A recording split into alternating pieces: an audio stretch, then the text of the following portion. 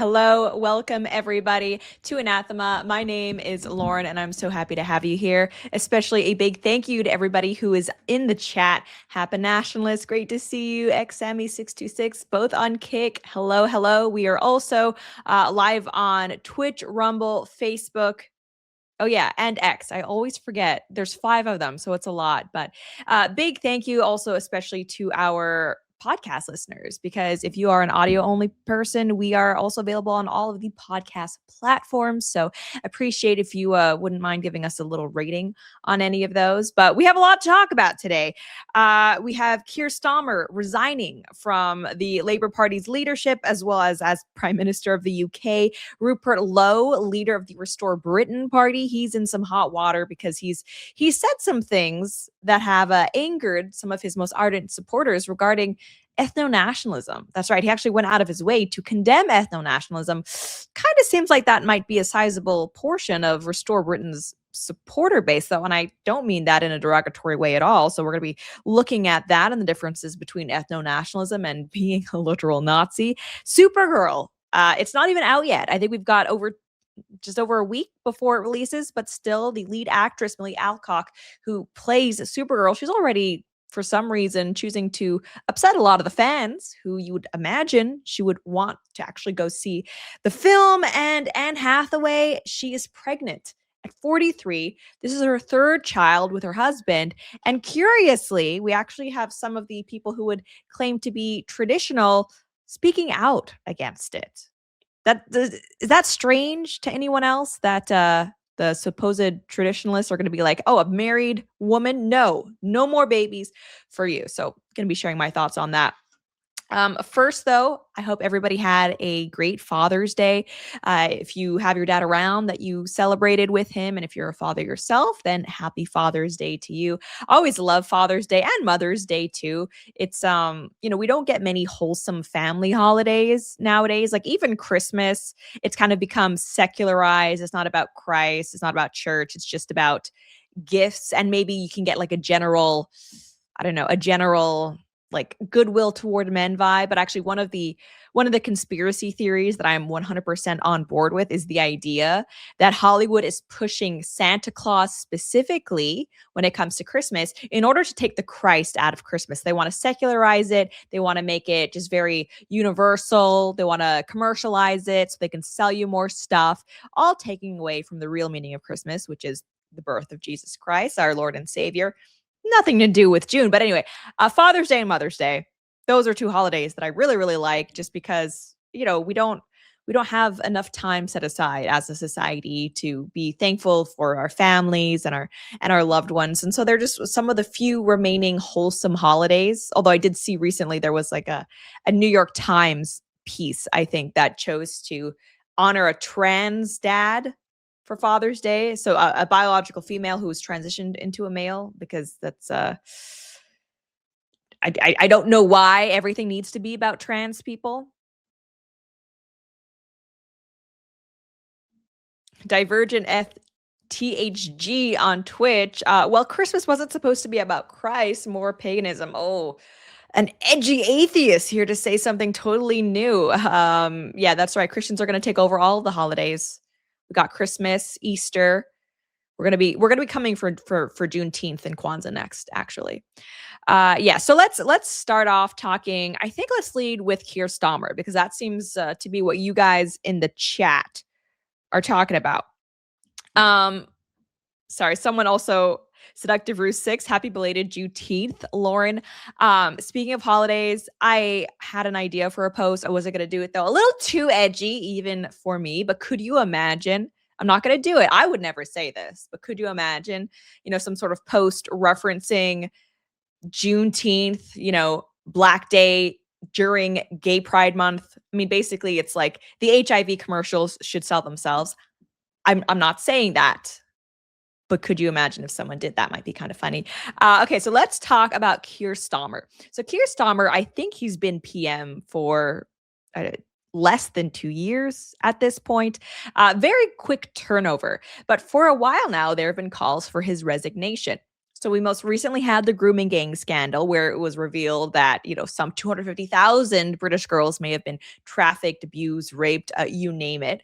Now, obviously, Keir Starmer wasn't prime minister for that entire tenure. However, he does factor into this because he actually served as a lead prosecutor for a time. And it's been reported that while he was in that office, some 13,000 suspected pedophiles or rapists, instead of being prosecuted, simply got warning letters.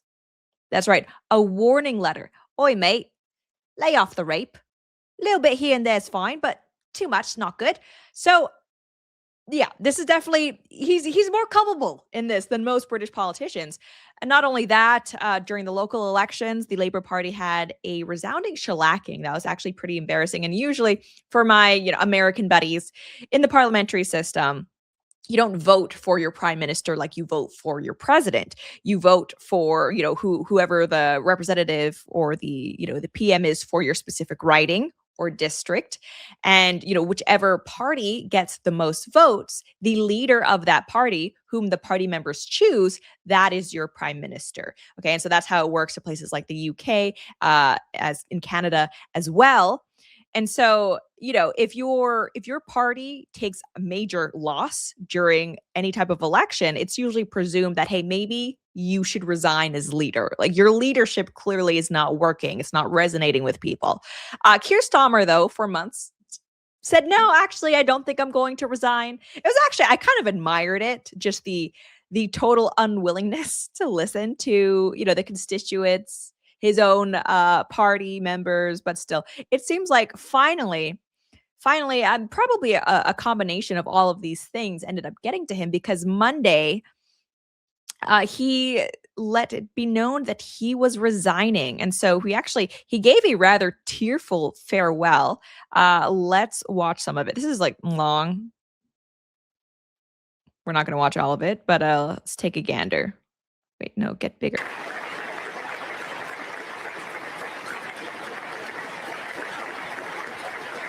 The government. Picking up this street 2 years ago was the proudest moment of my life. A new Labour government, the first in 14 years. A page in our country's history turned after years of disappointment and despair. The chance to change the lives of millions of people for the better. That's what I came into politics for.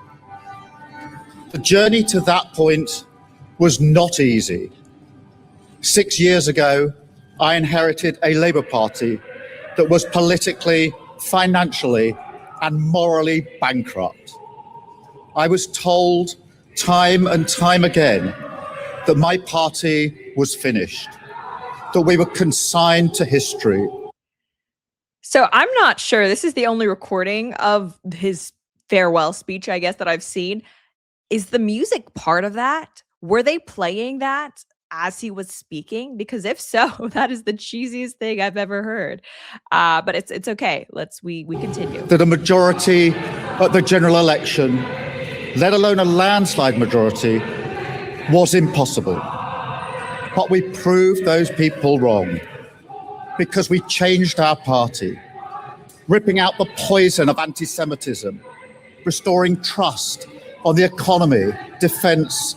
Am I the only one who thinks it's kind of weird that when naming his supposed accomplishments as prime minister and party leader, Keir Starmer chooses to lead with ripping out the scourge of anti-Semitism?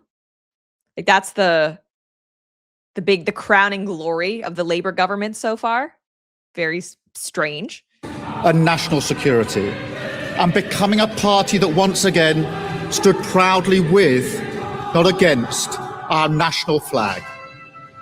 The hard work of change was with a singular purpose, not power for power's sake, but to change Britain for the better, to build a fairer country with dignity and respect, where everyone is seen, everyone is valued, wealth and opportunity for all, not just the privileged few. So what's the interesting, in my opinion, about Keir Starmer's tenure is that, despite the UK going down the drain in many, many ways over the past almost 2 decades, from an American perspective, you would be forgiven for not knowing or not assuming that for 17 years they were actually, under conservative leadership, quote unquote, right? So, all of the wokeness, the immigrants that were pouring in, this all happened under the watch of the supposed right-wing party.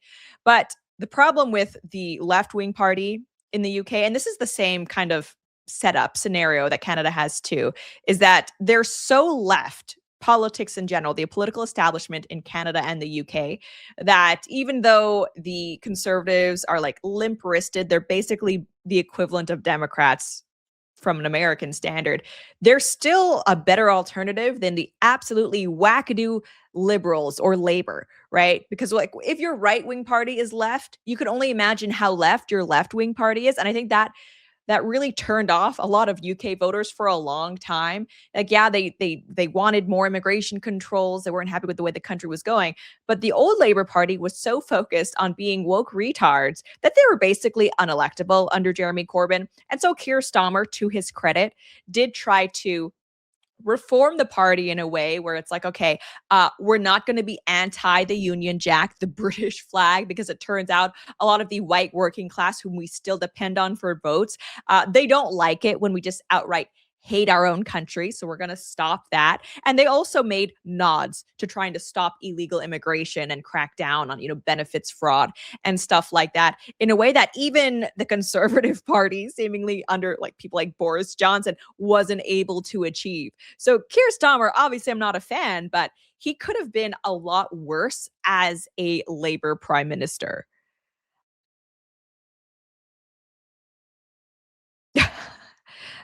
Taper Tantrum 6, my dude on Rumble, you okay? I would dive in front of a bullet for Starmer, not to save his life, but to end my own. I have concern for you, but also that was kind of funny. So, I've heard from people in the UK, right wingers, that they're actually disappointed that Keir Starmer is resigning, just because with him gone, they don't really know what's going to happen next with Labour. Who's gonna come next as the prime minister? I think it's not going to be settled until August. Keir Starmer is going to be remaining in the position until then. But there is a chance that things get way worse and way more woke before that, once that does happen. And look at what we've achieved in just 2 years. An economy that is stronger, growing faster than our peers. Wages rising faster than inflation in every single month since we came to power. Investment secured, infrastructure being built, an end to austerity, with the fastest fall in NHS waiting lists for 17 years, the biggest improvement in rights for workers and renters in a generation, the big Labour government, change delivered by a Labour government. All right, so enough of that. Del197 on Kick, who would you like to see in number 10? Honestly, Rupert Lowe. Nobody else but Rupert Lowe. Now, whether that's going to happen, especially the next election cycle, Restore is an extremely new party. They were only founded, March or May of this year. So is that going to actually happen? I'm not sure. But in my dream scenario, we would be seeing Rupert Lowe. So let's look at some of the response to Keir Starmer leaving. So AF Post, they've clarified the independent inquiry into the UK's rape gang shows that while Sir Keir Starmer was Director of Public Prosecutions, this is what I was talking about before, the Prime Minister let off over 13,000 suspected pedophiles and rapists with warning letters, most of whom Pakistani Muslims. And so a lot of the British left are salty about Starmer resigning, specifically because they are blaming this, this turn of events on Elon Musk, because this is basically just mask off for them. They're essentially saying that without the control that they hope to exert over social media, that their dissidents actually get to criticize them. We're just yes, actually, that's how a free society should work. You should be able to criticize the prime minister, the party in charge, whomever it may be. But to the British leftists, this is unthinkable and actually a sign that their control is being subverted in a bad way. So Sam on X, he says, a democratically elected British prime minister has been driven from office by a relentless campaign of propaganda and misinformation, funded, amplified, and perpetuated by foreign billionaires and elites whose interests bear zero resemblance to those of ordinary working people. A noble gesture from an emotional Keir Starmer, entirely consistent with his conduct in office. A truly sad day for British democracy, his full resignation speech. So I think what our buddy Sam is alluding to here is the fact that, people like Elon Musk have been very instrumental through his purchase of X and just his general online conduct in spreading awareness about stories like Henry Novak and also the grooming gangs. And these are things which don't reflect well upon the prime minister. So when he talks about like propaganda and misinformation, anytime someone says propaganda and misinformation, but they don't actually explicitly explain what is incorrect, what they're alleging is propaganda, you can basically just ignore them. So ignore them, propaganda and misinformation, unless you're going to tell me a specific lie or something that was actually incorrect, you're basically just screaming for no reason. So I ignore you. And people have also been with this story talking about how tumultuous British politics have been for the past, more than a decade at this point. David Cameron is the latest British prime minister to remain in power for the entire parliament he was elected to lead, 2010 to 2015. Keir Starmer has resigned as prime minister of the UK after less than 2 years. Okay, so Starmer is out. And as a result of that, the Labour Party, they don't want another election. They would rather just stay in power and choose their own new leader, which you're allowed to do in a parliamentary system. People always rag on the American system for being undemocratic. You could literally have a prime minister, a head of state in the UK and Canada, and it has happened before, where not only did the majority of people not vote for him, but literally nobody has voted for them of the general populace to lead the country.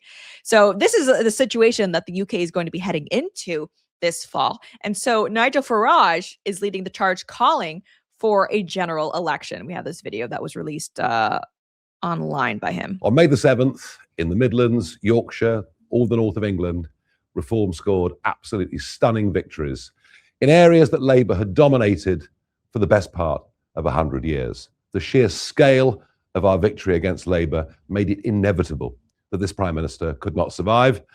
And because of that, Burnham steps forward and wins quite convincingly the Makerfield by-election, ironically with the same message that we had in the local elections. Ours was vote reform, get Starmer out. His was vote Burnham, get Starmer out. Unbelievably, we're about to have our 6th Prime Minister in 7 years. I remember growing up thinking Italy was totally ungovernable as they went through a new Prime Minister every year, and yet that's where we are here. Why is it all happening? And why did we get that big number of votes in the north of England? Well, 10 years ago, on the 23rd of June, 2016, we voted Brexit.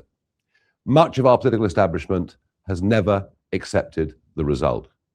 And even those that reluctantly did, namely the Conservative Party, refused to implement what voters demanded, namely lower levels of immigration and more freedom for our sole traders and small businesses. They were just 2 of the benefits we could have taken having got back self-governance. Under Starmer, the Labour Party has moved much closer back to the European Union. And if Mr. Burnham wins, they'll go closer still, which means Labour voters and the Labour Party are completely divided on this issue. But the bigger point today is that of a mandate, is that of legitimacy. I've no idea whether there'll be a contest or a coronation. But what I do know is the British public have simply had enough of political parties chopping and changing their leaders at will. We vote for somebody in a general election to be our Prime Minister.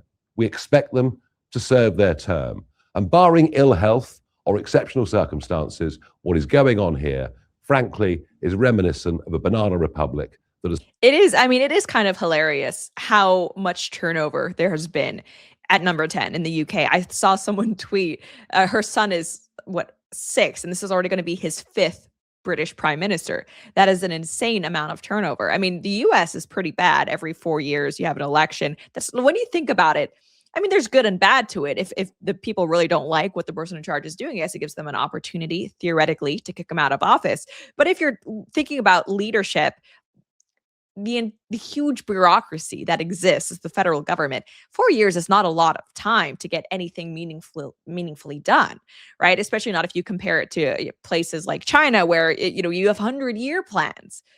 Western countries, because of how we operate, and it's not necessarily a bad thing, but this is just a realistic part of it. Not only can we not have anything beyond, a 5-year plan, but it's often, we have 4 years, and then the next 4 years are spent trying to undo what the previous 4 years have done. Not very efficient. But essentially, I don't think there's really no incentive for Labour to call a general election right now.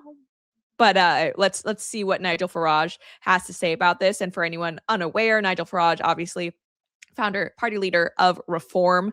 They're the, I guess, further right-wing, more populist alternative to the Conservative Party, but they are not as right-wing or as anti-immigration as Restore Britain. And we have a Restore Britain story to get to as well after that. Totally devalued the very process of general elections and democracy.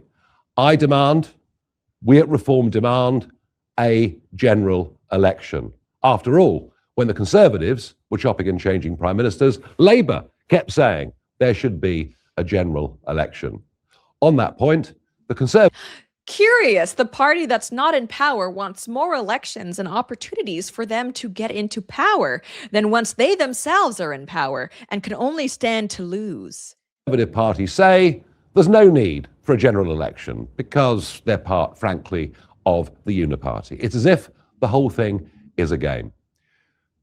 Labour did not actually carry out their mandate of 24, did a whole number of things, whether it was the tax on family farms, the giving away of the Chagos Islands and much else that wasn't in the manifesto. If it is Mr. Burnham, he didn't even stand at the last general election. Britain is broken. 6 prime ministers in 7 years should convince you of that fact. We are ready for a general election, and I suspect many of you too are ready for a general election. The thought we're going to go through weeks, maybe months of paralysis in a country whose debt is rising faster than any country in the world. So the Burnham that Nigel Farage keeps mentioning is one Andy Burnham. So we'll look at him a little bit. So he is, all but assumed, it's not guaranteed, but it's suspected that he will be the next leader of the Labour Party and next prime minister of the UK, barring a general election. So this is exactly why some people who don't like Labour were still preferring that Keir Starmer stay on, because if he was bad, Andy Burnham is just worse basically every conceivable way. Samantha Smith, who is a survivor of a grooming gang, she says, since Andy Burnham wants to be the next Labour leader, here's a reminder. Andy accused victims of Pakistani Muslim grooming gangs of trying to propagandize the issue. He tried to block the grooming gangs in Korea and Manchester and nationally. He claimed that Pakistani Muslim grooming gangs are, quote, a thing of the past, despite clear evidence that little girls are still being victimized to this day, including in his local area. And what does he call the little girls who were raped under his watch? Not children, not little girls, young women. Even on the most basic level, Burnham tried to shift the blame onto victims and refused to acknowledge that they were children. Not a cool guy. It gives a detailed and distressing account of how so many young women were seriously harmed and appallingly failed. Hard to read. Yeah, so they weren't young women, Andy. Actually, they were children who were victimized, groomed, trafficked. We also have another post here. Andy Burnham in 2015, in the 2015 Labour leadership election, he says the first country he will visit is Israel. I think we need to now reach out and we need to show that we are listening to people across the board, including in the community. It is clear that when we went into the last election, relationships were damaged. As leader of the Labour Party, I would make it my business to put those relationships right. And as a start of a 10, I can say tonight that the first foreign visit I would do as leader of the Labour Party would be to Israel to show. So it's really strange to me how the Anglosphere, specifically the UK, Canada, the US, and Australia, how we're not all closer. You know what I mean? Anglo-Saxon, Protestant, we we should be closer. Like, why isn't the first visit that an American president would do, like, wait, I think it sometimes is Canada. I might be wrong about that, but definitely it'd be your UK, I would assume. Like, come on, visit America. No, why would you visit Israel? Anyway, so it's bad news bears, I would say, if you're in the UK and Nigel Farage is not successful in trying to stir up a general election, which I suspect he will not be. It seems pretty much clear that this Andy Burnham fellow is the person who is going to be your new prime minister. Rip in peace.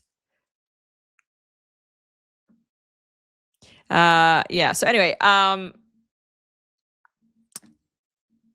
don't know. I feel like we're all over the place with our UK coverage. Sometimes things that I see out of the UK, it actually gives me hope that things might be getting better. But even in the long run, okay, I'm still cautiously optimistic, but it seems like, Andy Burnham coming into office, that's not going to be good. You could potentially have like 3 years of this guy before they need to call before there needs to be another election. Yeah, here we have more posts commenting on the turnover for British Prime Minister.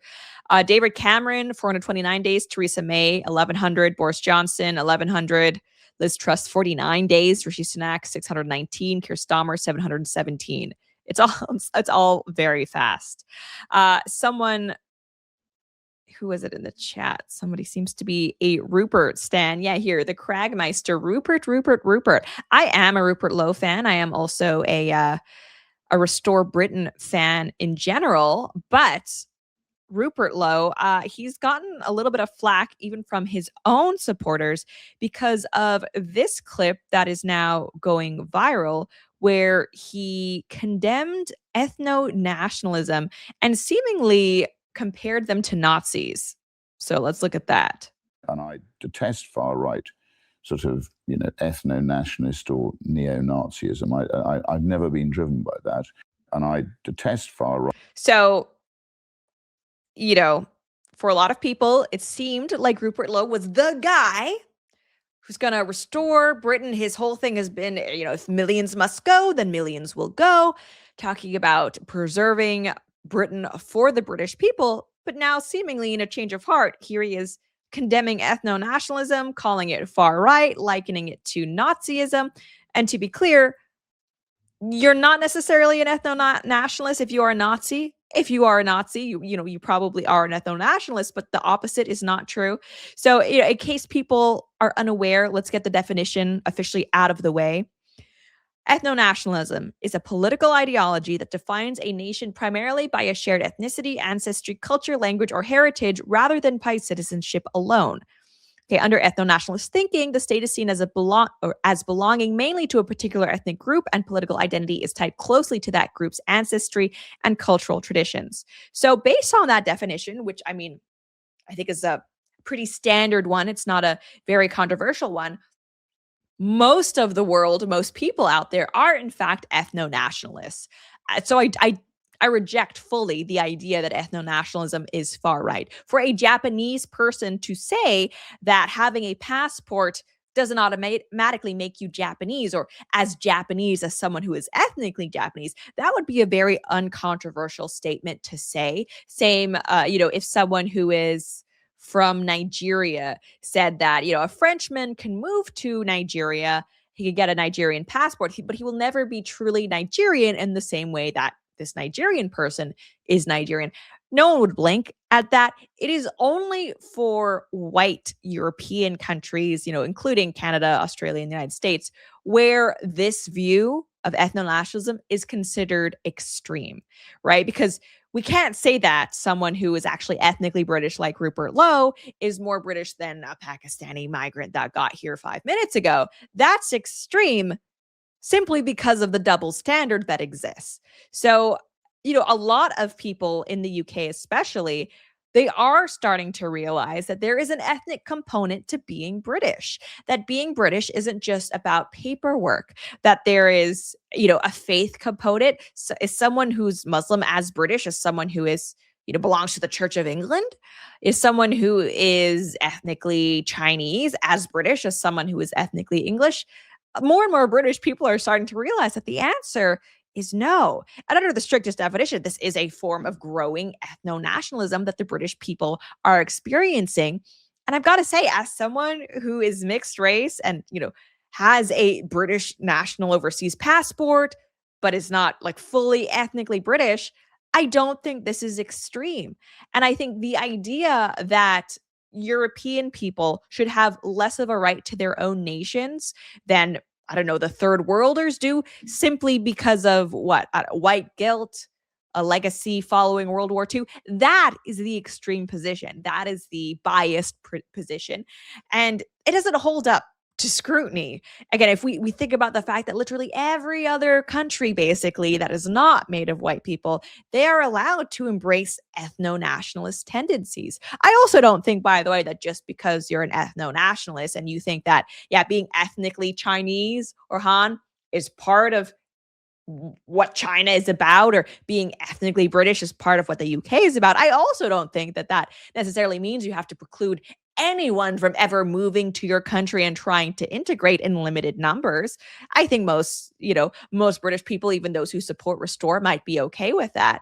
But you see what the media and the left, they try to do is they try to equate ethno-nationalism with Nazism, only for European people, of course. The idea that if you think that Britain should belong to the British people who are ethnically British, that must mean you want to go around rounding up brown people in the back of trucks to execute them or something crazy like that, which of course is not the case. So following Rupert's comments on this issue, there have been some Restore reporters. I've seen people, this was before I knew I was going to be doing a whole segment on this, but I have seen people actually opt out of saying they're no longer going to be supporting Restore Britain.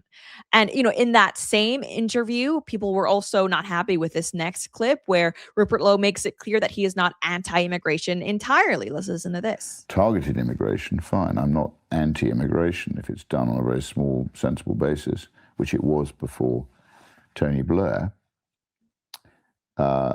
with, I think, some sort of immigration post-war when the country thought it needed to have people to do things that the English people or British people weren't prepared to do or weren't able to do. Targeted immigration, fine. I'm not. Okay, so here he's basically saying he's not against all immigration. Not only that, but he's also kind of pulling out the trope that a lot of open borders leftists like to use, where it's, oh, well, we need immigrants because there exist jobs that the British people cannot or will not do. So here he's not just saying that, by the way, he thinks immigration is a little bit okay. That type of rhetoric, that has raised red flags for people. The idea that what are British workers like unwilling? Maybe they're unwilling to work for the slave wages that a lot of these companies are trying to push, but that doesn't mean that they're unwilling to work, period. So this has angered a lot of Restore supporters from what I've seen online. Even, underneath responding to a post by Rupert Lowe, we have this. Ethno-nationalism is the most natural human thing in the world. Wanting to be surrounded by people that share your blood, ancestry, history, culture, morals, and values is normal. This is what a high trust and moral society is built on. People become more involved in community, charity, volunteering, etc., as they strive for a common goal and genuinely love and care about those in their community. This means a monocultural society with the ethnic/indigenous people of a nation remaining the large majority and holding positions of power in the nation. And see, even this person who is arguing in favor of ethno-nationalism, you could see, he says, the ethnic indigenous people of the nation remaining the large majority. I'm not seeing anyone trying to advocate for Nazism or what's more, literally like testing people's blood in order to round them up forcefully and send them back. But it says all races and cultures apart from white people are tribal, and they always advocate for the interests of their own tribes. Well, this kind of ties into the Carmelo Anthony story, and we'd been looking at previously on stream how it does show that there is a discrepancy when black jurors versus white jurors are asked to weigh in on the sentencing or the guilty verdicts of black or white defendants. People are tribal, and we could try to pretend that doesn't exist. We can actively try to dissuade people from it, as we have done for white people.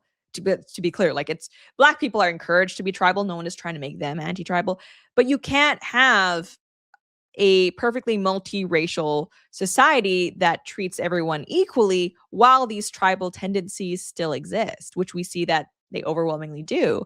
So it's just, if you're essentially a British person in the UK, it almost feels like you're kind of out of luck because everybody is able to play identity politics but you. And I actually I used to describe myself as a civic nationalist before I fully understood A, what that term meant, and B, the extent to which other groups are still very much tribal.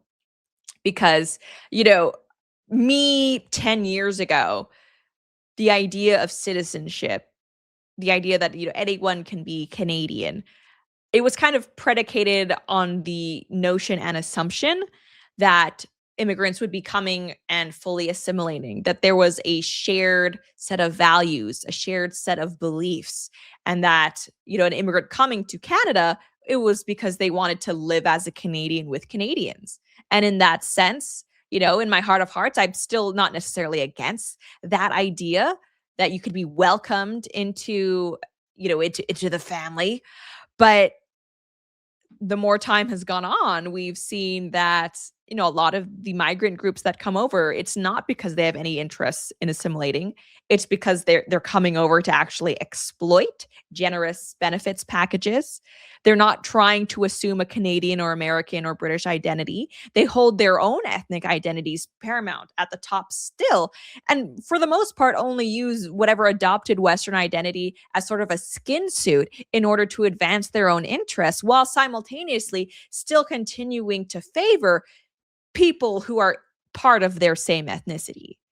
And it's kind of been a hard pill for me to swallow. I was very naive when I was younger. I was idealistic, but what really did it for me was seeing every election cycle, the blacks for Trump, what is it? Like Muslims for Harris. When you think about it, we really don't have any pretense that non-white people aren't tribal. Like it's just kind of we all accept and assume and in some ways applaud the fact that they're all tribal. The only ones who can't be it are white people. And just seeing increasingly and repeatedly how it's just commonplace accepted that different racial groups have different interests when it comes to voting, and so we can't campaign as if all Americans have the shared value. That's kind of what that's really what blackpilled me. And it's been my politics haven't been the same since. Neil deGrasse Taco on Twitch, it kills me sometimes when you have folks who have been here for decades but can barely hold a convo in English. Yeah, and like to be clear, that's not all immigrants. I know that firsthand, but it's too many. It's too many to ignore. It's too many as if to pretend that those ones are the outliers. From what I've seen and for what the statistics say as well, the people who are tribal and who don't actually want to assimilate but come over for the benefits, they are the status quo. That is the majority. The immigrant who wants to come and be American and adopt the American lifestyle and values, they exist, but they're the minority. That's what's been frustrating for me to realize. And so, yeah, we have people upset with Rupert Lowe. But we have had, so Connor Tomlinson, who I recommend you follow, he's great. On X, he posted in response to one of these clips of Rupert Lowe, never volunteer phrases the enemy can use to beat you with. Nationalism is the principle that nations, ethnic groups, should possess their own sovereign states and territory. This is not the property of narrow ideologies like Nazism. Conflating the two needlessly springs the enemy's traps. Unlearn this malign post-war word association. I completely agree with Connor there. Jack Hadfield says, Rupert Lowe, I'm not anti-immigration. Right. So again, what are we doing here, Restore supporters? What is the point of you? You try to pull up an insurgent rightist anti-immigration party for this. So I don't think it's up for question, really, that of all the parties and of all the politicians, Restore Britain and Rupert Lowe, if you are a British person who wants your country back, still represent the best chance for doing that. Now, does Rupert Lowe from this clip still have a lot of boomer tendencies where he acts as if, it's taboo for British people to merely want Britain, where British people should be considered like their own distinct group with their own interests, and where we always have to preface everything with, I'm not anti all immigrants. Yes. Okay. Obviously, he needs to unlearn some of these vestiges of boomer establishment politics. But I think he's still the best chance that the UK has And people have also highlighted the fact that, this type of rhetoric from him in these videos, it contrasts a lot with his online rhetoric. But apparently he's not actually the one who's running his X account. This is true for basically every single politician except maybe Trump. Like when you see on True Social Trump, he's put out this banger that's like 500 words. Okay, that's Trump. But most politicians, Rupert, Lowe, Biden, very much, they have other people who are running their accounts, and it seems like the Restore Britain people prefer the person who's running Rupert Lowe's account, his rhetoric, to what Rupert Lowe himself has been saying. Because simultaneously, while Rupert is going and condemning ethnonationalism and clarifying he's not anti-all immigrants, we still have this post, a based post, going out online. We're expecting yet another hit piece in the establishment media today against Restore Britain. This time, because of the following comparison included on a Restore Britain Makerfield leaflet. I agree with Reform UK Deputy Leader Richard Tice that Britain becoming minority white British by 2063 is not a problem because he will be long gone, versus I agree with Restore Britain that demographic change and mass immigration must be reversed before Britain is changed forever. Restore Britain, it says, is right. The country is on track to become minority white British, and clearly that is a stark demonstration of how mass immigration from the third world has transformed our country forever. Do we want our grandchildren to grow up in a country that is overwhelmingly Pakistani, Muslim, or Afghan? No, obviously not. To hold these concerns is in no way racist, as we're being accused of. Again, this is just demographic reality, particularly with the growth of Islam and the associated birth rates. The Muslim population is growing at a rapid pace that will at some stage become the majority. It's a fact. And sadly, as we have seen elsewhere, the Muslim population does not need to become the majority before every demand is met. I understand no other politician wants to touch any of this, particularly in reform, but unless we find the courage to do so, it is an inevitability. Restore Britain's program of mass deportations will reverse the demographic change. And again, so you can hate on what Rupert Lowe has said in those clips all you want, but the fact that a mainstream politician who's actually in office, the head of a political party, is addressing the issue of demographic change, that represents a huge shift in the Overton window. And thankfully, we've even, people like Stephen Miller have also talked about the issue, demographic change. This was unthinkable 10 years ago. I will bring up this story once again.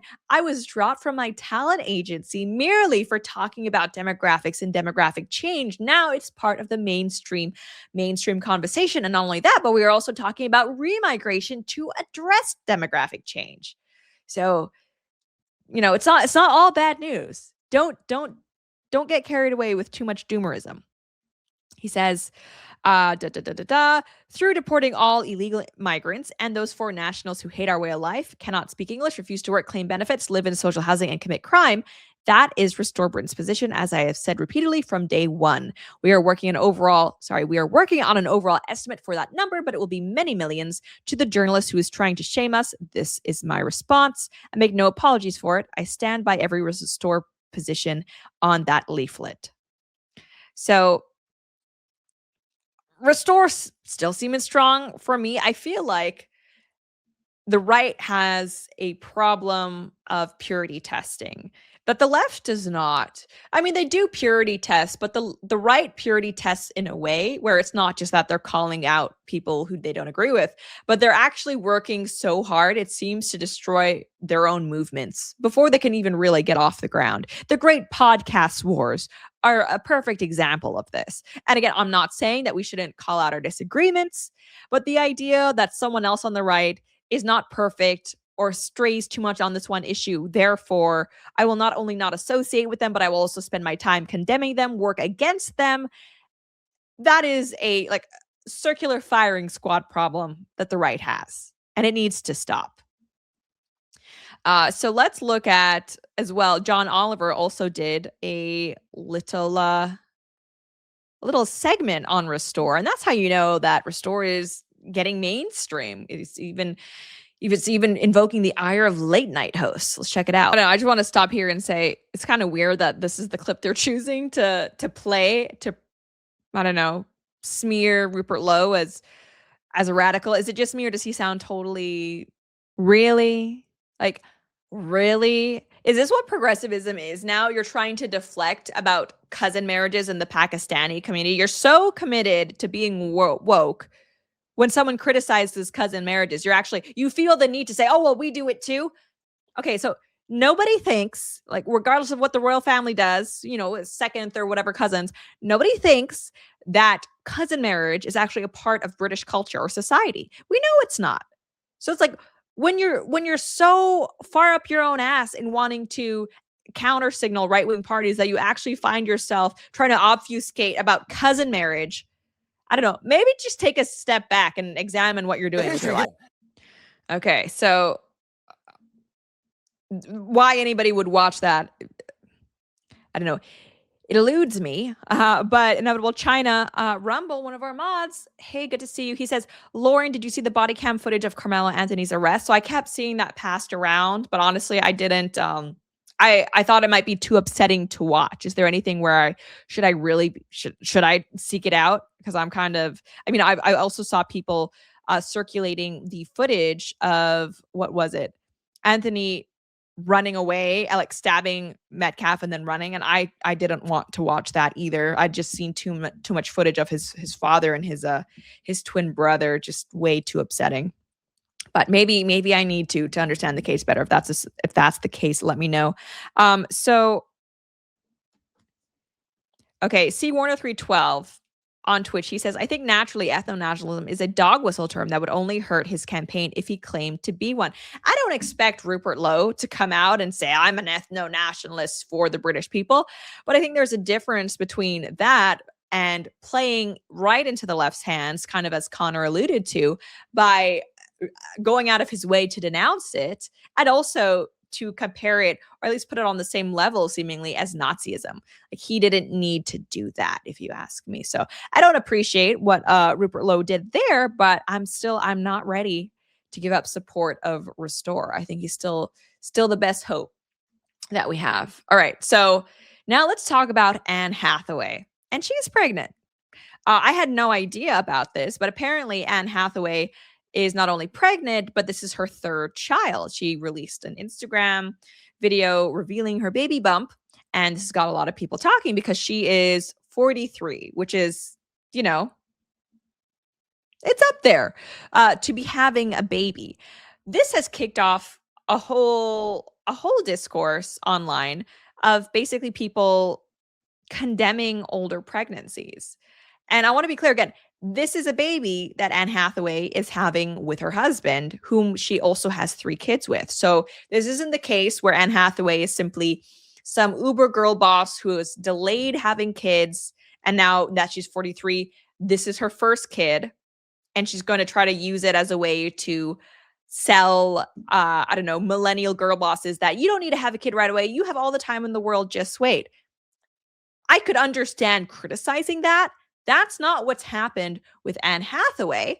She's simply a mom who is continuing to have kids with her husband within her marriage, which I think is totally fine. And let's be clear, the traditional thing that has usually happened, traditionally, without things like birth control and abortions, it was very normal and just part of life for women to continue having children up until menopause.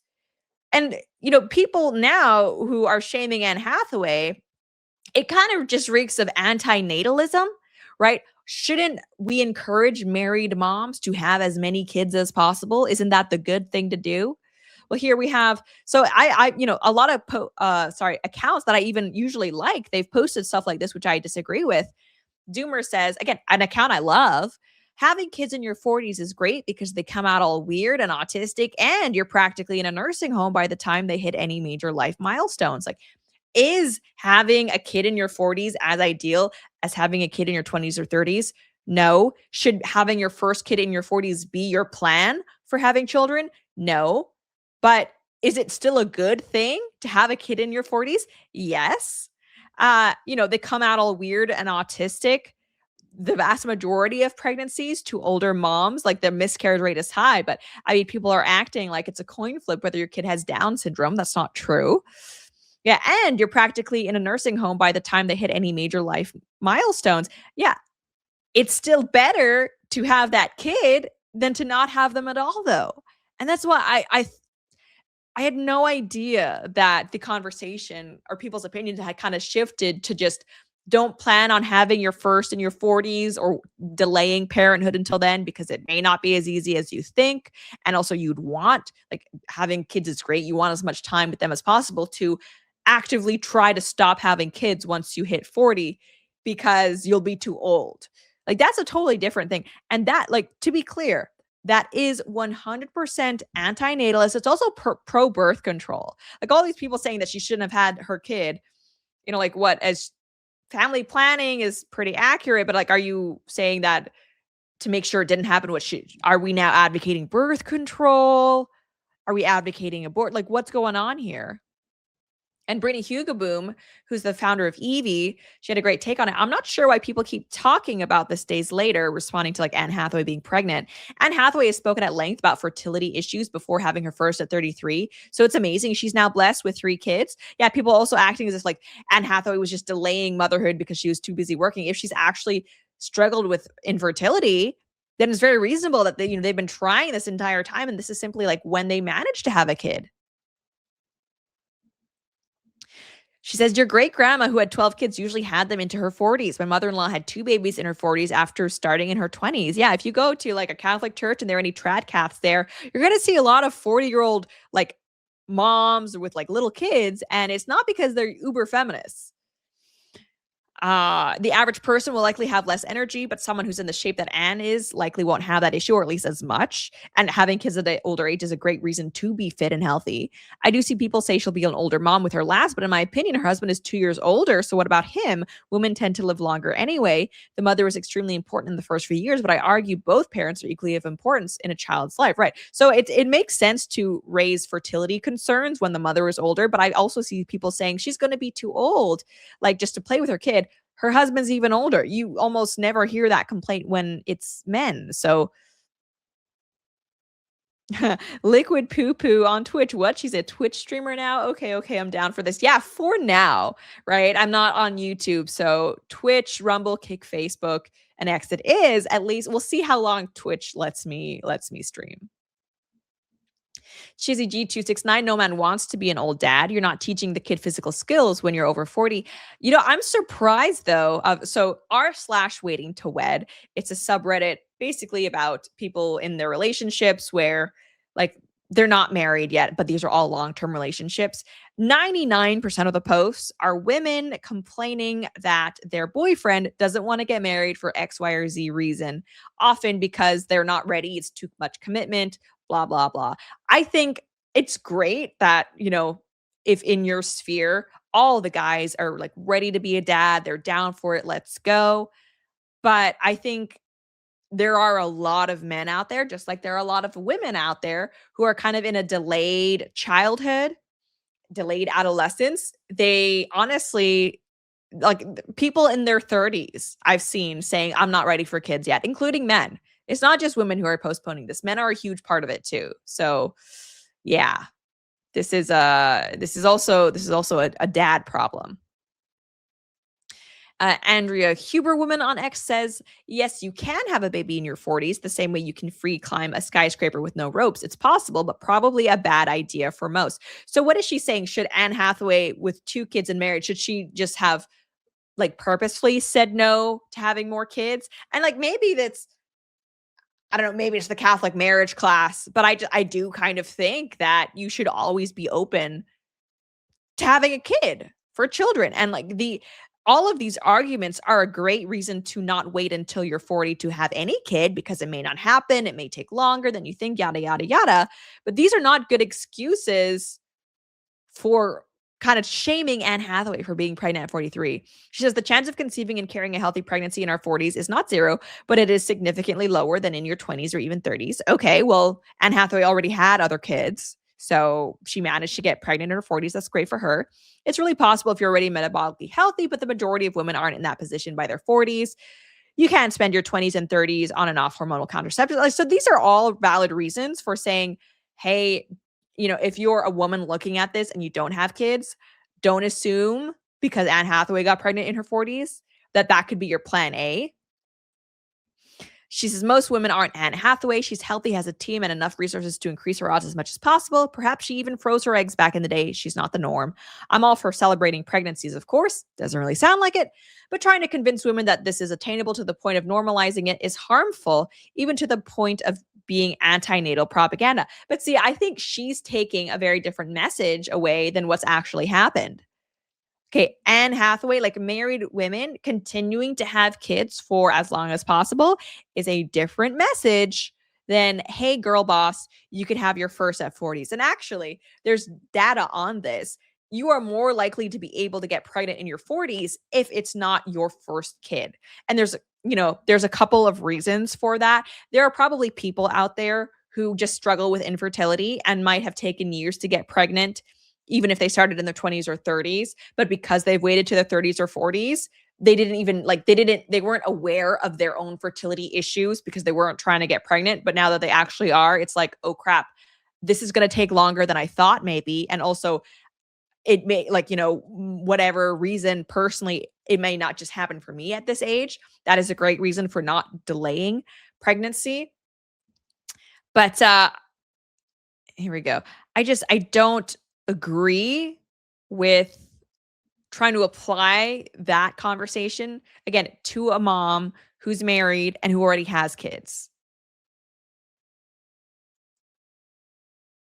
TCG269 says, I think deep down at its roots, the problem is the economy. Men were raised to let mom stay in the nest to raise a successful child. It can't happen anymore, thus less children. I think there are many reasons. Like the economy is certainly part of it. It's harder now to raise kids on one income than before. I think also the fact that we've normalized daycare and letting strangers raise our kids, it's actually, I think, made motherhood and parenthood a lot less desirable. Like, who wants to have a kid only to shove that kid in daycare for, there are some daycares that operate from 6 a.m. to 6 p.m. Who wants to do that? Like, that's heartbreaking. Honestly, like it makes me want to cry thinking about all those babies who are maybe like 4 weeks old, if that, 6 a.m. to 6 p.m. away from their mothers, just like in a cot the entire day. No, that's not what childhood should be about. That's not what motherhood should be about. And so, yeah, when presented with that, less people are going to opt for it because that's awful. That's terrible. Like, I understand, like, if that's your only option, sucks to suck. My heart goes out to you. But I think for too many families, there are other opportunities. There are other possibilities, but it's just that lifestyle has been normalized, so they accept it. Yeah. Cuta Panda on Kick, are people taking the Anne Hathaway HR meme too seriously? Yes, I think so. That Anne Hathaway, like, girl boss meme, it is just a meme, guys. She's been married for a while. I think her eldest kid is like 10. But I mean, in terms of why people aren't having kids, I think it's also, we demonize kids. It's like, kids are really the only marginalized group. And I say that unironically. That is totally okay. Everybody is fine with just crapping all over them, being disrespectful to them. And it's like, we foster hate and resentment toward kids, which is terrible. We also isolate them. Like, a lot of the young adults in this day and age, they don't have everyday interactions with kids. They don't interact with babies. So it's very easy for them to just forget kids exist because we've kind of put kids into their own little corner. People don't like it when you bring kids on planes. They don't like it when you bring kids to restaurants, or really just make them part of public life. And don't get me wrong, you should parent your kids. They shouldn't be misbehaving. But if it's like a baby, there's only so much you can do. So yeah, here are more accounts where, like, these are accounts that I like. I'm not trying to start any flame wars, but I disagree with them. Kaguya's top gal, elderly pregnancy shouldn't be promoted. I disagree if it's mothers who are, again, like, not having their first, they're just continuing to build their families. I think it's a beautiful thing, and it's a traditional thing for women to just keep having kids until menopause. That's what life used to be. Yeah, no, now average women are going to use her as an argument against the biological clock, completely ignoring her genetic lottery and multi-million-dollar deals. Great. Yeah, if that's the takeaway, then I disagree with it. This post went viral. Can we not normalize having kids at 40? My parents had me at 40, and my Oma will never know the adult version of me. That's not a good enough reason, in my opinion, to not have a kid at 40, is that the grandparent may not know the adult version of you. That's one of the reasons why, like, start having kids as young as you can, but that's not a good enough reason to just stop.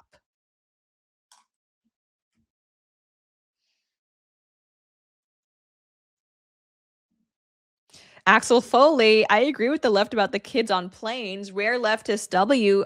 No, bro, get yourself some earplugs, okay? I guarantee you that the parents are like, they are just as mortified with the screaming as anybody could be, unless they're not. Like if there's parents who are they're literally not giving a damn. I've seen parents where it's like they're on their phones, their kid is freaking out, clearly needs a diaper change or to be fed or something, and they just don't care. Yeah, that deserves condemnation.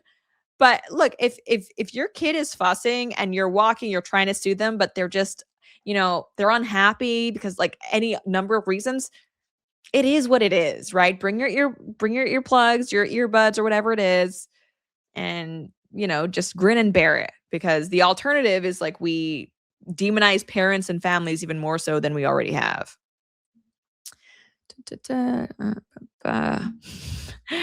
And yeah, this is a great point as well. Someone said the people freaking out over a 43-year-old Anne Hathaway being pregnant clearly haven't seen a preschool or kindergarten drop-off in a long time. Seeing parents of kids that age over 40 seems a lot more common than seeing ones under 30 now. That also, oopsie, didn't bring that up, but that also is 100% true. In this day and age, I feel like I'm kind of a young mom, even though historically would not have been the case. But yeah, Anne Hathaway, congratulations to her. Hope the baby is happy. Hope the pregnancy is not too hard. And yeah, let's stop. If we claim to be like pro-natalists, anti-birth control, anti-abortion, let's stop shaming married moms having kids. It's just such a weird thing to do. So now let's talk about Supergirl. So Supergirl is the next film that's going to be released as part of James Gunn's DCEU. And people are ready. There's some red flags. There are some red flags. So here we have James Gunn talking about the film, and this is starring Milly Alcock, by the way, who was already in the Superman film that James Gunn did. She had a role there. This is a film entirely about her, though. And Milly Alcock, if you haven't seen her before, she is also, I first became aware of her because she is the young Rhaenyra in House of the Dragon. So she was great in that. I didn't actually see the Superman James Gunn did, just because I have no interest at this point. I'm sorry, in the DCEU, but let's check this out. The character Supergirl often gets pigeonholed to being this milquetoast reflection of Superman. I think she challenges that throughout this film. Hi, just wanted to touch base about when you think you might be coming back. It was exciting to have Supergirl as not your usual hero. I'm sorry, but like, is this like 2010? Are we still doing that not your usual superhero bit? Because it is so tired. It is so tired. And I was watching Shrek the other day, and it's a good film. When did that come out? Because I remember when Shrek came out, it was actually novel to be like, let's do a different take on the fairy tale. That was in 2001, okay? Superheroes like similar. Was it Hitchcock, where he was kind of like that alcoholic? What was that? Will Smith superhero. I can't remember its name. Hancock. There we go. Hancock, 2008. Yeah, that was also supposed to be this is not your average superhero. He's maybe alcoholic and grumpy and moody and almost more of an anti-hero. Those films were maybe interesting back then in the 2000s. What people like James Gunn and basically everyone in Marvel don't understand is that it's 2026. It's been 20 years now of basically since the nonstop. Oh, this isn't your average fairy tale. The princess is tough. Oh, this isn't your average superhero. They like alcohol and they're kind of rude. Like, it's no longer subversive. Okay, we have so thoroughly subverted the trope of the good guys being all good that now to actually be subversive, you would just have a regular superhero that's well adjusted and has a strong moral compass and wants to do good. Like, that now is what would be revolutionary and different. And so, yeah, okay. Oh, she's not like a regular superhero. Tell me more, James Gunn. It's not too late to not be a jerk. There's an altruism to Superman. He's got an incredible moral compass. No one's ever asked her what her code is. You ready?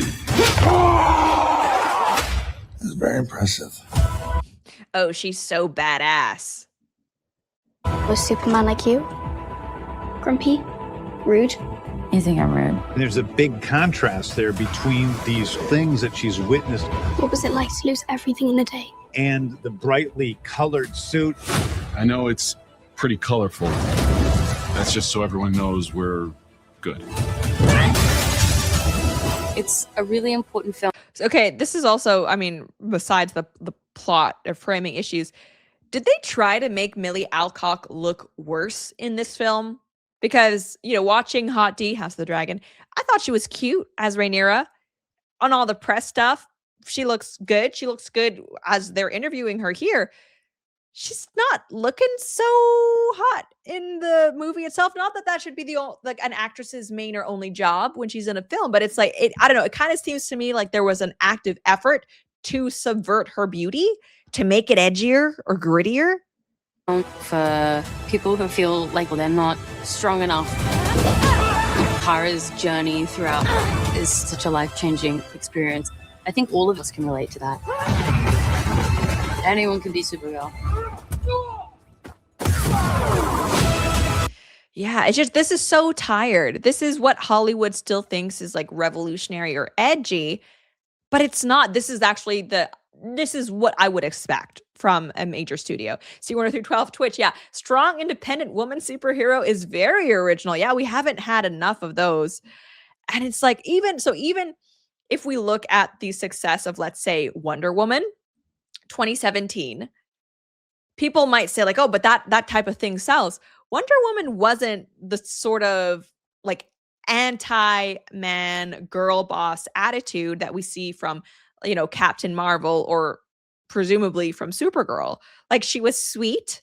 She wasn't just like rude and full of herself. She was actually virtuous in a feminine way. And I think that resonates with people. People are happy to have a lead female action star when she's not totally insufferable and girl bossing all the time. But I mean, it looks like absolutely no lessons have been learned from Captain Marvel. And so DC is, I would say, probably about to lose a lot of money. But we also have Milly Alcock maybe not getting the memo on how to conduct yourself when you're promoting a movie. This clip has gone viral of her. Here she is commenting on Supergirl's perhaps orientation. Discussion online about Kara's queerness in the comics. Was that something that you explored when you were preparing for the role? It wasn't, but in honor of Pride Month, as I'm getting all these questions, I don't know. I think that what makes this film so beautiful is that it's not centered around a man. It's not centered around love at all. Exactly. If anything. Yeah. But we'll see. I don't really know, but I don't know. I don't know. She'd probably go both ways. Yeah, so she's saying she'd probably go both ways. Is that really the energy that you should be bringing on the press tour? Her initial answer was better, but even that, like, she's praising the fact that it doesn't center around a man or love at all. What's wrong with that? What is wrong with a film centering around love, or at least having a sort of romantic element to it? I don't know if, like Milly Alcock is aware, but love is probably one of the strongest human emotions and the most universal. Like, why did it being romantic turn into a negative thing? Because Rachel Zegler, when she was talking about her Snow White version, she also praised the fact that, oh, she's Snow White. She's not just dreaming about some guy who's going to save her and they'll fall in love. It's like, why is that a bad thing? What's wrong with that? What's wrong with a film also having a romantic love interest? What's wrong with characters falling in love? Why? Mactronic Man on Twitch, good observation. Superman is prominently featured in the ads. Yeah, I feel like they are aware that the overwhelmingly male audience that goes to see these superheroes isn't probably going to be swayed by Milly Alcock. So yeah, I think they are trying to push Superman in this. But as people have pointed out online, DC Supergirl could have crushed at the box office if they made one simple decision: Sydney Sweeney as Supergirl. Like, why not? And he's like, no anti like Milly Alcock hate intended here. I'm sure she's fine in it. And I said, like, she's not. I'm not saying she's ugly. She looks a little rough in this film particularly, but why? It seems like Hollywood is also committed to not only having insufferable, bitchy female leads, but also to have them look their worst. Like, are we actively against beauty in Hollywood now? It feels like it. I saw a post that compared, the Hollywood actresses of yesteryear, Jessica Alba, Natalie Portman, Megan Fox, to today. You got Milly Alcock, you got Zendaya. And it's like, what happened? Harvey Weinstein, for all of his faults, he never would have allowed this. Yeah, TCG269 on Rumble. Yeah, I'd go see City Sweeney's version too. But it's just, people are tired of this. And this whole marketing campaign, what Milly Alcock here is saying in this interview, James Gunn saying, oh, she's not like your regular superhero. This just seems like 10 years too late. And even 10 years ago, people probably wouldn't have liked it. But at this point, it's just so trite and tired. It's like, this is not gonna work. We also have people kind of commenting on how they don't like being spoken down to. What is it? We'll read this. There needs to be an understanding that the marketing campaign is the audience's first introduction to the movie. And nothing about Supergirl says, family of 4, please invite me into your life and spend over $100 on me.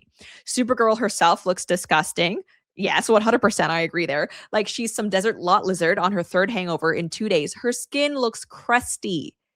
Like, actively, she needs to exfoliate in the trailers. I don't want that, right? Like, no.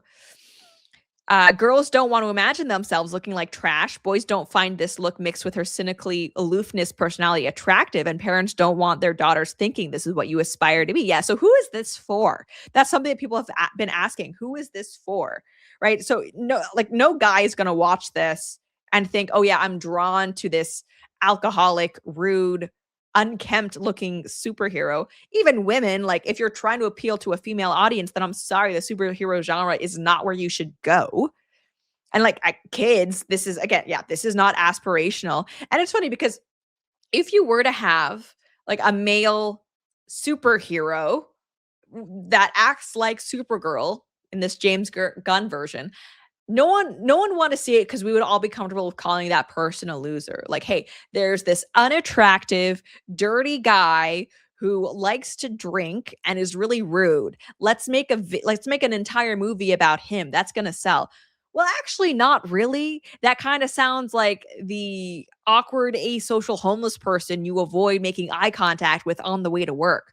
Why? Simply because the gender is female, are we supposed to root for this person or spend our money watching their journey? Like, what about this is supposed to be appealing? Because if you were hoping to merely hedge on but it's subversive, again, no, that's not novel anymore. That's not novel.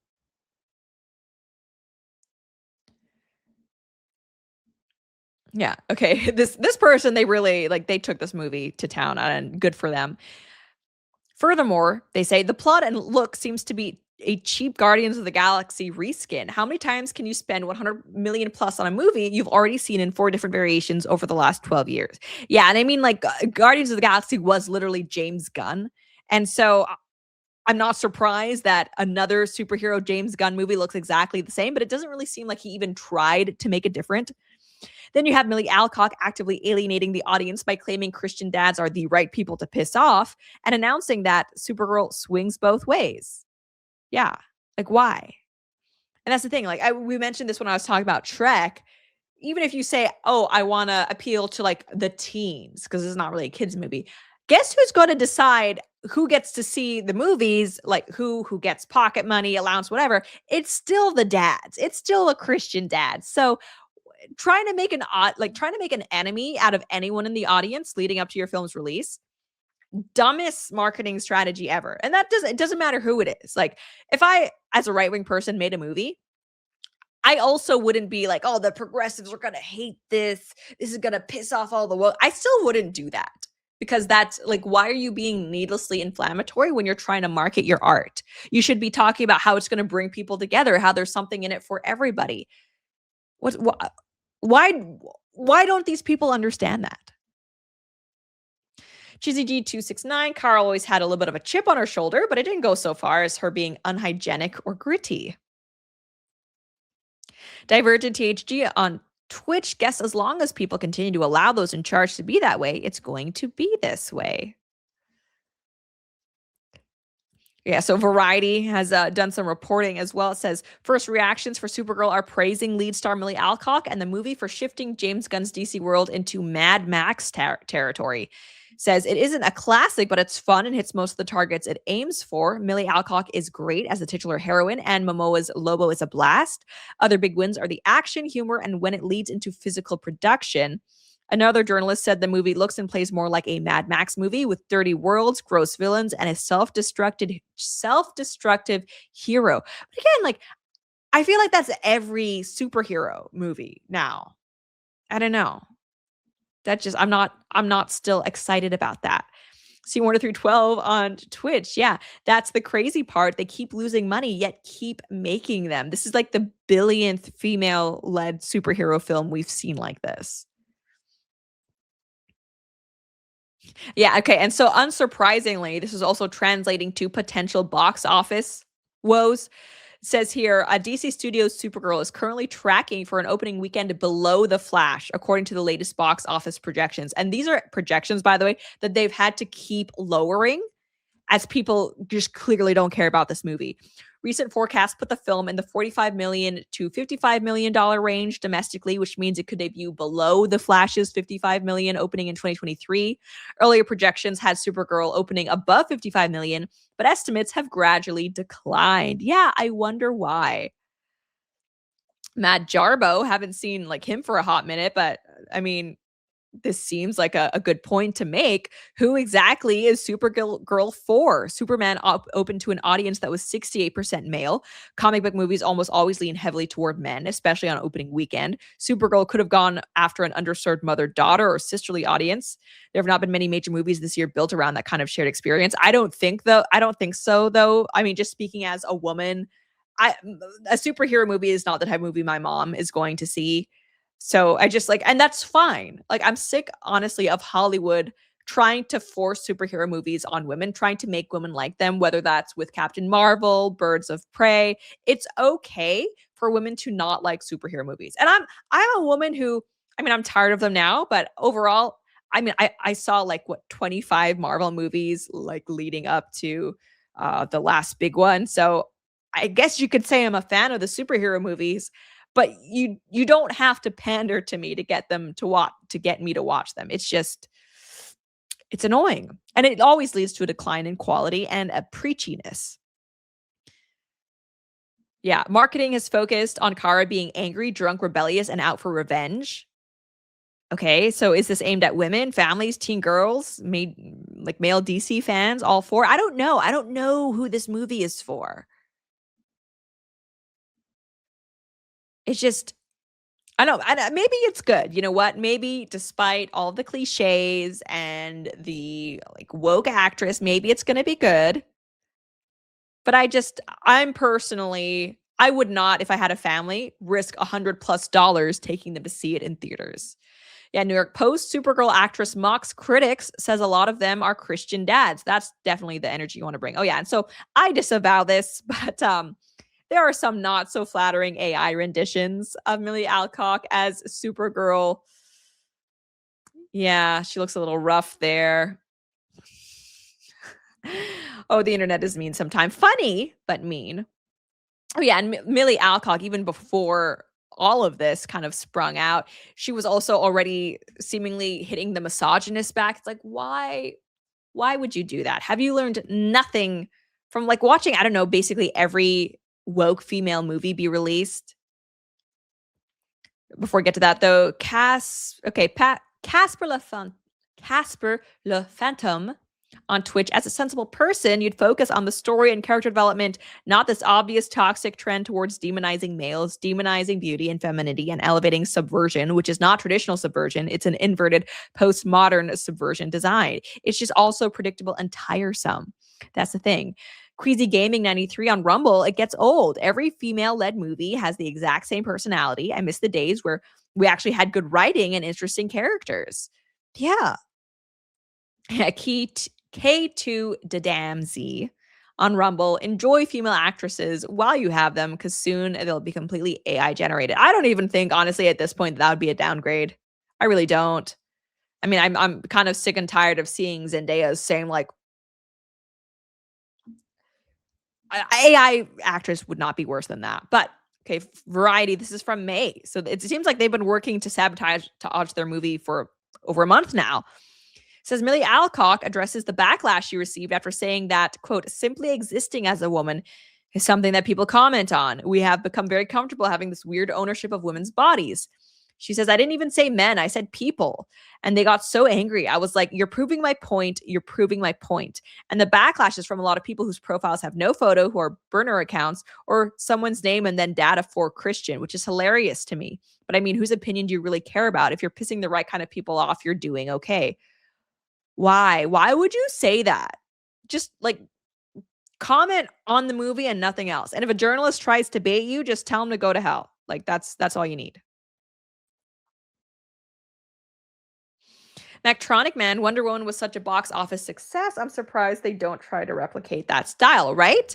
Well, it's because they learned the wrong lesson. If you looked again, we mentioned the box office success of the first Wonder Woman. If you look at what made that movie appealing to audiences, it was pretty loyal to the source material. They had a strong male lead as well. Gal Gadot was feminine and kind of flirty and sweet as Wonder Woman. She wasn't like obnoxious or anti-man. The movie wasn't preachy.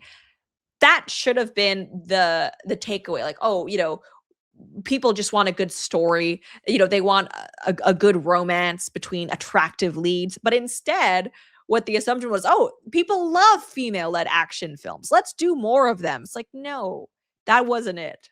That was not at all the lesson that they should have taken away. Berkunas on Twitch, what's this unnecessary antagonism? Like pissing certain part of a viewership off is a default positive. Yeah, I don't know. Again, like if you're trying to sell something, shouldn't you be as like general as possible and as nice? I don't know. I'm not a salesperson. C1 through 12. We love a lead actor insulting and gaslighting us audience before we go see a movie. Yeah, I love to give my money to people whom I know hate me. It's great. Yeah. Weird how everyone was so excited when the first tease for the Supergirl movie dropped, and now suddenly it's been getting a wave of hate, and the right-wing chuds are attacking Milly while calling the movie woke. As soon as we get a female lead, the usual suspects start posting fake outrage on the internet. It's so tiring, the narrative that it's just sexism, as if there aren't plenty of well-loved female lead action stars. I mean, like Jennifer Lawrence, while she was leading the Hunger Games, she was like very popular. She's gotten criticism since then, but she was widely liked during the Hunger Games era. She was like the it girl. I mean, Lara Croft, Tomb Raider, the Angelina Jolie version. I mean, Terminator. There are just so many. Like, it's not about hating women. It's about hating preachy, insufferable women, which I think is very fair.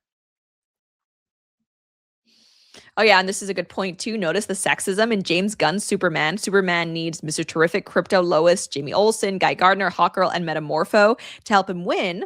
And in Superman 2, he will need the same team plus Lex Luthor and Black Green Lantern.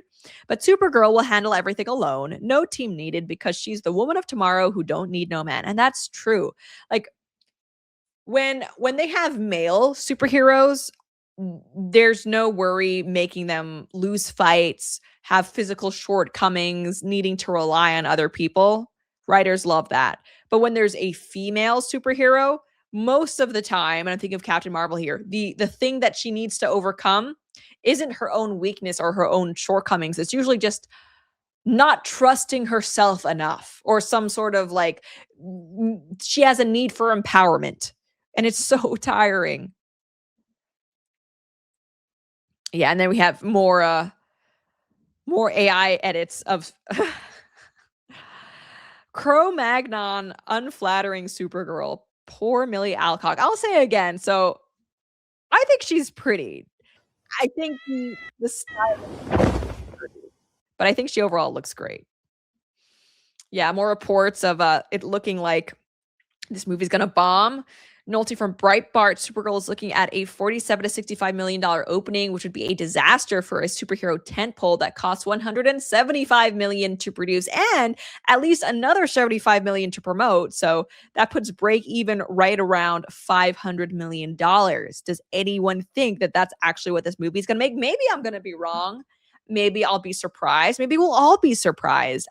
At this moment, though, I don't think so. Yeah, and here this is just there is I guess an inability of James Gunn and people in general who do superhero films now to not subvert them. Yeah, James Gunn's Superman starts with him broken and bleeding. James Gunn's Supergirl starts with her broken and drinking to escape her pain.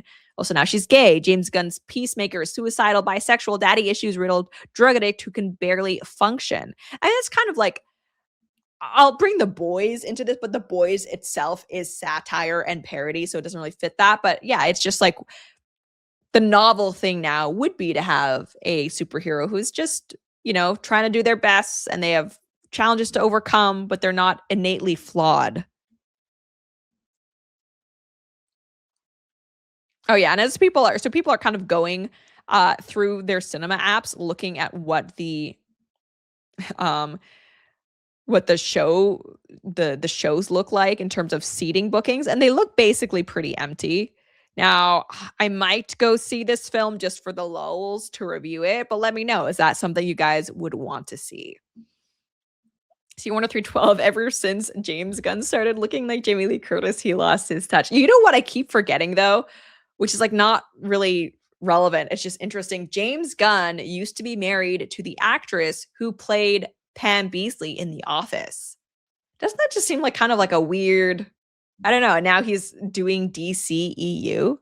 Strange. And also how Jim Halpert, John Krasinski is now this big action hero and he was Jim Halpert. Interesting. I mean, I love The Office, so good for him, but it's just kind of an interesting career trajectory.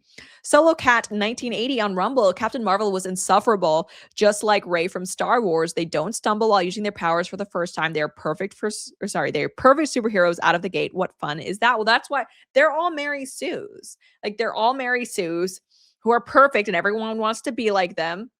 They don't have any shortcomings or flaws. And, people started criticizing movies for that trope. And so I think maybe this is an overcorrection. James Gunn is like, all right, you don't want to marry Sue who's so perfect. She's rude. She's an alcoholic. She's dirty. It's like, whoa, dial it back a little bit. Maybe you could just make them like an actual person who's not a total insufferable prick, but also isn't just squeaky clean perfect. Just like a real person who is still likable though. I don't know why that's seemingly such a hard balance for Hollywood to find. Parley Star on Kick, good to see you. Good afternoon, he says, Lauren and chat.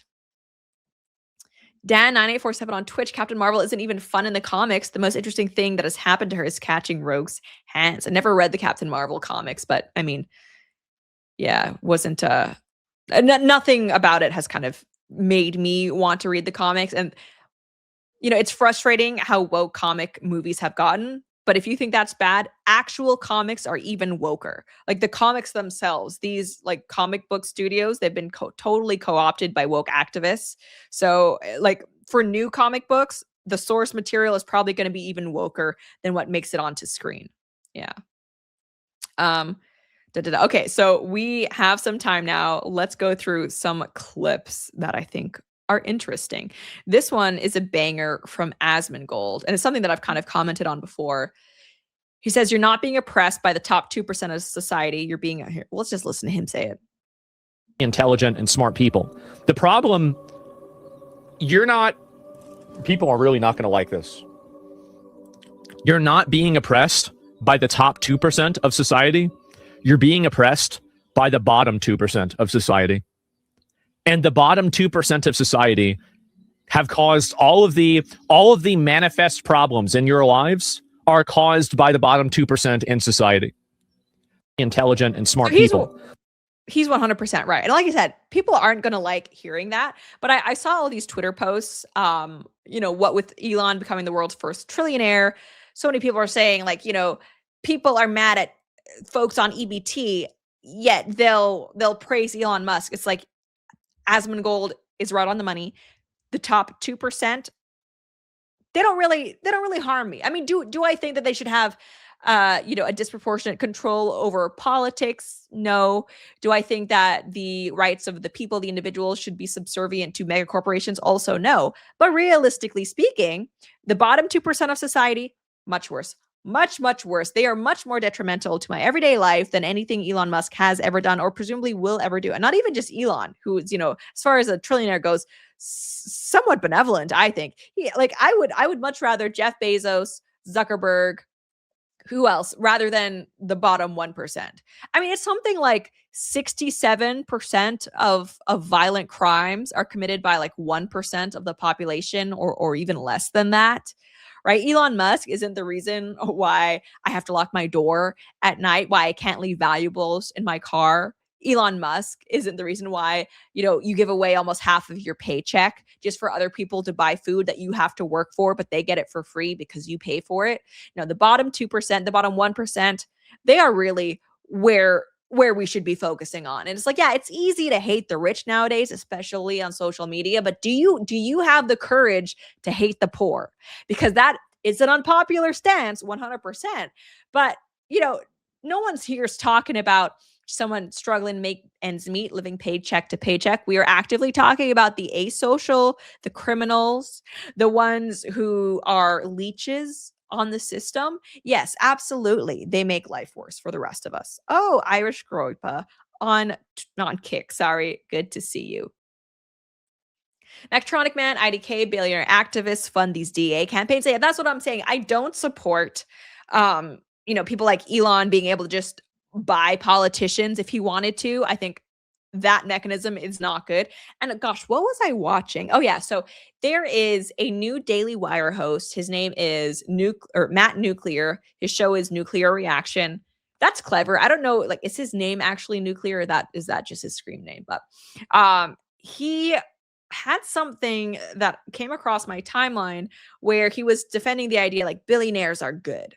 I'm not someone who's necessarily going to say that billionaires are good. It's good that we have them, and it's like they represent a lot of jobs, so they should have an outsized control. Now, I'm a populist. So I think the idea that someone like Elon Musk or Jeff Bezos or Mark Zuckerberg is able to create that much wealth and value and employ people in the economy, that's good. And I'm not in favor of just eating them up, taking all of their income. But I'm going to push back on what I think like the establishment boomer talking point would be. It was like, as a populist, yeah, I don't think that our society should be subject to their whims either. Like, I don't want to cater to them. I don't want to eat them. I kind of believe that everyone should have the same rights and freedoms, regardless of your income level. I know that sounds crazy.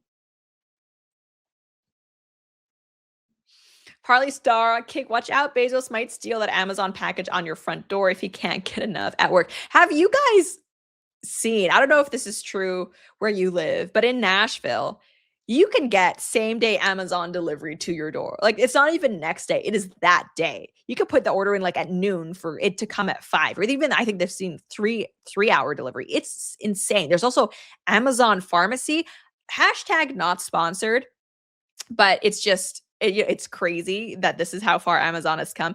You can, if it's something like I wanted tretinoin, which is a skin thing. And so, but it's prescription only. So Amazon, and this was free. I don't think it'll always be free, but at least introductory, it's free. And AI takes your, like, I guess, info and your concerns in, and then sends it to a pharmacist online who then issues you the prescription. And also you take a selfie. So I don't have to pay to see I didn't have to pay to see a doctor to get the prescription. And then it appears the prescription on my Amazon account. And then I can pay $15 to have my cream delivered that same day.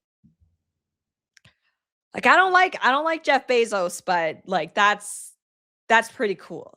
That's pretty cool. I'm saying hashtag not sponsored, but I do like being able to do that.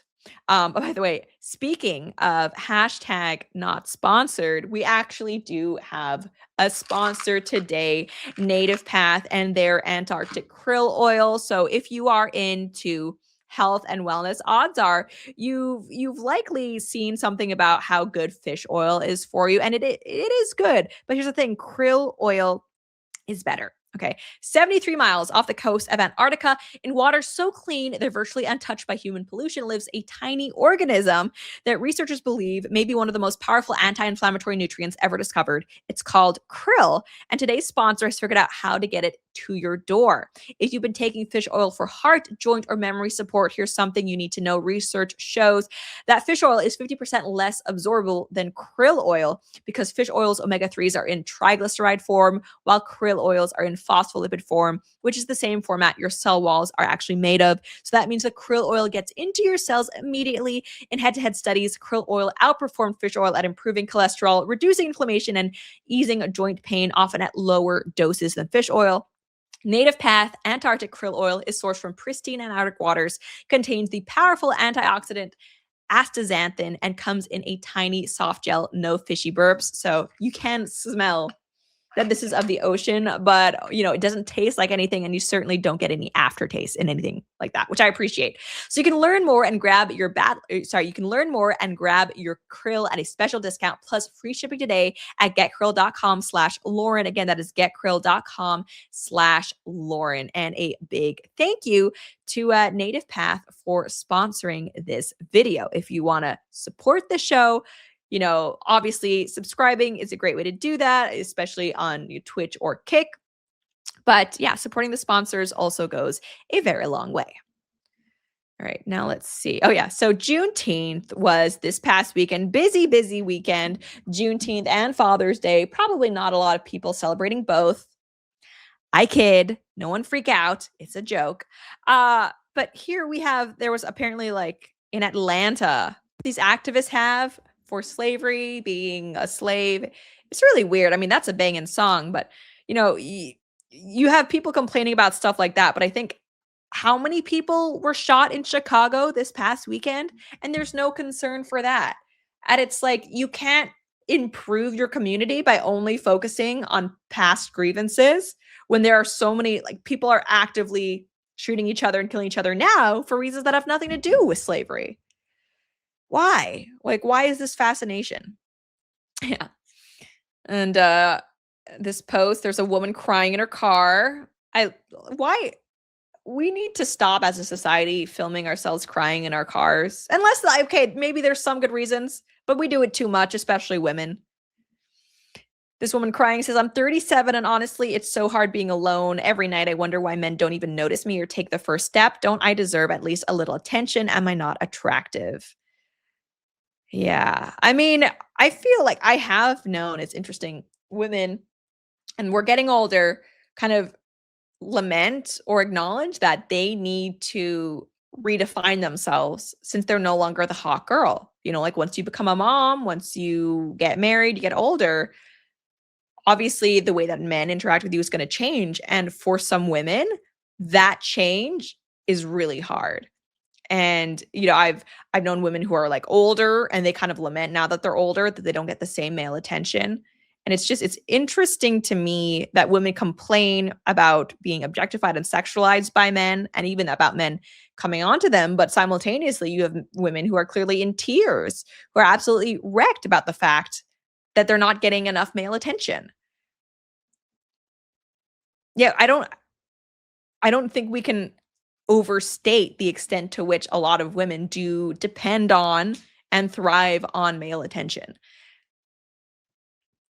Dan9847 on Twitch, external validation only takes you so far.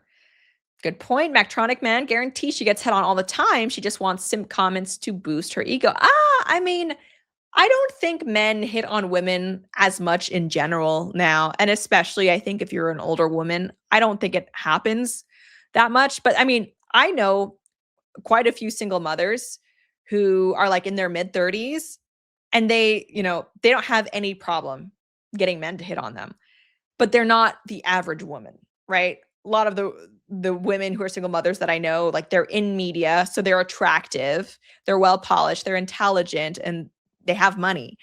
And so even if they've got a kid, like this should take them down. And I think it does. Like obviously it's going to be harder for them to find a man who's interested than it was when they didn't have kids and were younger.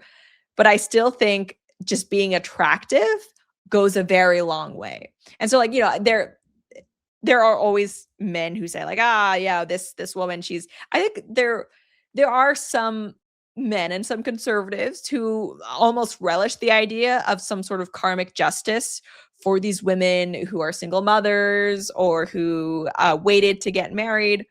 But ultimately, like if you're attractive as a woman, you could still probably find a man. That's just how it is. So I'm not saying every woman should bank on that because again, these women are exceptional. But yeah, just looks go a long way. Even if you're older. I mean, there's a wall to that, obviously. I don't think that wall is 30. I would say it's probably like 40 or even like mid 40s.